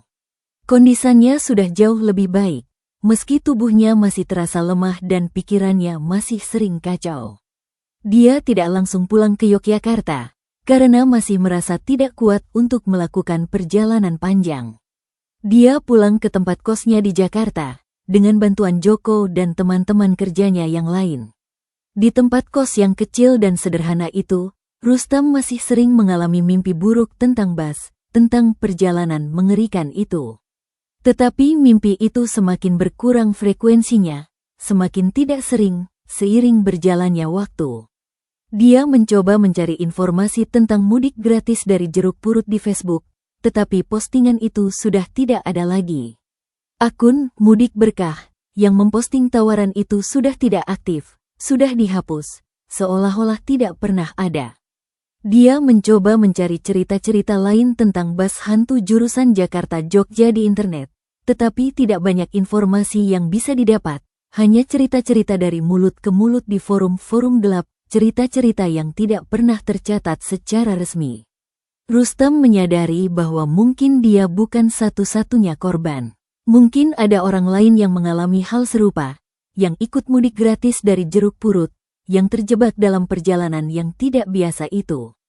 Mungkin mereka yang sudah kehilangan ingatan dan turun di persimpangan, sekarang menjadi bagian dari bas itu selamanya. Dia berjanji kepada dirinya sendiri di depan cermin kamar kosnya, tidak akan pernah lagi tergiur oleh tawaran mudik gratis, tidak akan pernah lagi mengambil jalan pintas yang tidak biasa. Dia akan pulang ke kampung halamannya dengan cara yang normal, dengan tiket yang dibeli dengan uang hasil kerja kerasnya, meski itu berarti harus menabung lebih lama. Tetapi ingatan tentang perjalanan itu tetap ada, seperti sebuah luka yang mungkin tidak akan pernah benar-benar sembuh, seperti bagian dari hidupnya yang tidak bisa dihapus, sebuah pengalaman yang telah mengubahnya selamanya. Beberapa bulan telah berlalu sejak kejadian mengerikan di Jeruk Purut. Rustam telah kembali ke pekerjaannya di pabrik tekstil di Cakung, berusaha menjalani hidup seperti biasa. Kehidupan sehari-hari telah kembali ke rutinitasnya yang monoton, tetapi normalitas itu sekarang selalu dibayangi oleh ingatan tentang perjalanan bas yang tidak biasa, sebuah bayangan gelap yang menempel di pikirannya. Rustam akhirnya berhasil pulang ke Yogyakarta, beberapa minggu setelah kejadian, dengan tiket bas ekonomi yang dibeli dengan uang hasil kerja kerasnya. Perjalanan itu normal, melelahkan, tetapi normal. Bas melalui jalan tol, berhenti di rest area yang ramai, dengan penumpang-penumpang yang hidup dan bercelotehan, dengan sopir yang mengemudi dengan setir yang bergerak normal. Tidak ada sensasi melayang, tidak ada sosok bayangan di luar jendela, tidak ada suara-suara aneh di dalam bas. Saat sampai di Yogyakarta, saat melihat istrinya dan anak-anaknya menyambutnya di terminal dengan wajah yang penuh kelegaan dan kebahagiaan, Rustam merasa seperti akhirnya kembali ke dunia yang benar-benar nyata, dunia yang hangat, dunia yang memiliki batas yang jelas. Istri dan anak-anaknya memeluknya erat-erat, tidak mau melepaskannya, meski mereka tidak memahami sepenuhnya apa yang sebenarnya terjadi pada Rustam selama 1 minggu yang hilang itu. Rustam hanya mengatakan bahwa dia mengalami kecelakaan kecil dan tersesat, tetapi sekarang sudah baik-baik saja. Kehidupan di Yogyakarta kembali normal. Rustam kembali bekerja serabutan di sekitar rumah, menjaga keluarga, hidup dengan sederhana tetapi penuh kebahagiaan karena bisa bersama orang-orang yang dicintainya. Tetapi ingatan tentang perjalanan bas itu tetap ada, seperti bayangan yang tidak pernah benar-benar hilang dari pandangannya. Rustam kadang-kadang masih mengalami mimpi buruk tentang bas, tentang para penumpang tanpa ekspresi, tentang kondektur yang berubah wujud. Mimpi itu tidak terlalu sering lagi, tetapi cukup untuk membuat Rustam kadang-kadang terbangun di tengah malam dengan jantung berdebar kencang, dengan keringat dingin di dahi, dan dengan rasa takut yang samar namun sangat dalam. Dia juga kadang-kadang melihat sesuatu dalam kehidupan sehari-hari yang tiba-tiba mengingatkannya pada perjalanan mengerikan itu. Misalnya, Saat melihat sebuah bas berwarna biru tua di jalan, dia akan merasa sedikit takut dan tidak nyaman, jantungnya berdegup lebih cepat. Saat mendengar seseorang berbicara tentang mudik gratis, dia akan merasa ingin menjauh, ingin tidak mendengar pembicaraan itu sama sekali. Rustam mencoba mencari tahu lebih banyak tentang kejadian di Jeruk Purut, tentang bas hantu jurusan Jakarta-Jogja yang membawa bencana. Dia berbicara dengan beberapa tetua atau warga Jakarta yang tahu cerita-cerita lama, dengan beberapa orang yang mungkin memiliki pengalaman serupa, meski mereka tidak mau menceritakannya secara terbuka. Dari cerita-cerita samar-samar itu, Rustam menyadari bahwa mungkin ada banyak kejadian seperti ini, kejadian yang tidak pernah tercatat, kejadian yang hanya diketahui oleh mereka yang mengalaminya sendiri. Cerita-cerita tentang bas yang muncul di jam-jam aneh, bas yang membawa orang-orang yang putus asa ingin pulang tetapi tidak bisa, bas yang melintasi jalan yang bukan jalan, bas yang mungkin adalah representasi dari keinginan yang tidak terwujud, dari harapan yang terperangkap di antara dunia. Rustam juga memahami bahwa mungkin perjalanan itu adalah sebuah pengalaman metafisik yang hanya dialami oleh mereka yang memiliki keinginan yang sangat kuat untuk pulang, tetapi tidak memiliki cara biasa untuk melakukannya, seperti dirinya dulu. Dan mungkin pengalaman itu adalah sebuah tes, sebuah jalan yang harus dilalui untuk mencapai pulang, dalam arti yang sebenarnya, atau mungkin sebuah peringatan yang mengerikan bahwa pulang tidak selalu mudah, bahwa pulang mungkin memerlukan usaha yang lebih daripada hanya naik bas. Dia berusaha untuk tidak terlalu memikirkan hal itu, berusaha untuk hidup normal, berusaha untuk menjaga ingatan tentang keluarganya sebagai ingatan yang kuat, sebagai tali yang paling kuat yang menghubungkan dia dengan dunia nyata, sebagai penolongnya dari kegelapan. Tetapi satu hal yang tetap melekat dalam dirinya, Rustam tidak akan pernah lagi tergiur oleh tawaran mudik gratis, tidak akan pernah lagi mengambil jalan pintas yang mencurigakan. Dia memahami bahwa dalam kehidupan, selalu ada harga untuk segala sesuatu, dan bahwa jalan yang mudah dan gratis, mungkin tidak selalu mudah, mungkin memiliki harga yang tidak terlihat, harga yang mungkin jauh lebih besar daripada yang bisa dia bayar dengan uang. Perjalanan dengan bas hantu itu mungkin telah mengajarkan Rustam tentang pentingnya ikatan dengan keluarga, tentang pentingnya ingatan yang kuat tentang rumah, tentang pentingnya tetap terhubung dengan dunia nyata. Dan mungkin juga telah mengajarkannya tentang adanya batas yang tipis antara dunia nyata dan dunia lain, tentang bagaimana keinginan yang sangat kuat bisa membawa seseorang ke tempat yang tidak biasa, ke perjalanan yang tidak biasa. Rustam sekarang hidup dengan pengalaman itu sebagai bagian dari hidupnya, sebagai sebuah cerita yang tidak bisa dijelaskan sepenuhnya, tetapi sebagai sebuah pengalaman yang telah membawanya kembali ke keluarga, kembali ke dunia nyata, dengan pemahaman yang lebih dalam bahwa pulang adalah sesuatu yang harus diusahakan, sesuatu yang harus diperjuangkan, dan bahwa keluarga adalah tali yang paling kuat, tali yang bisa membawa seseorang kembali dari tempat yang paling gelap dan paling tidak mungkin sekalipun. Dan di Jeruk Purut, di area pemakaman tua yang gelap dan mistis, mungkin masih ada cerita-cerita lain yang beredar, mungkin masih ada bas yang muncul di jam 11 malam saat lebaran tiba, mungkin masih ada orang-orang yang putus asa ingin pulang tetapi tidak memiliki cara biasa. Mungkin masih ada perjalanan yang tidak biasa, perjalanan yang melayang, perjalanan yang membawa mereka yang ingin pulang tetapi tidak pernah sampai. Tetapi Rustam tidak akan pernah kembali ke Jeruk Purut, tidak akan pernah lagi mencari cerita itu. Dia akan hidup dengan kenangan mengerikan itu sebagai sebuah pelajaran berharga yang telah berlalu, sebagai sebuah bagian dari hidup yang telah mengajarnya tentang harga sebuah perjalanan pulang, tentang pentingnya keluarga, dan tentang bahaya yang mengintai di balik tawaran yang terlihat terlalu indah untuk menjadi kenyataan. Terima kasih telah menyaksikan Kisah Misteri di Shyflash Channel serta untuk para pembaca di shyflash.com. Jangan lupa untuk memberikan dukungan kepada kami dengan cara menekan tombol like, menulis komentar, dan melakukan share agar cerita-cerita kami bisa terus hadir menemani malam-malam Anda. Sampai jumpa di episode selanjutnya. Wassalamualaikum warahmatullahi wabarakatuh.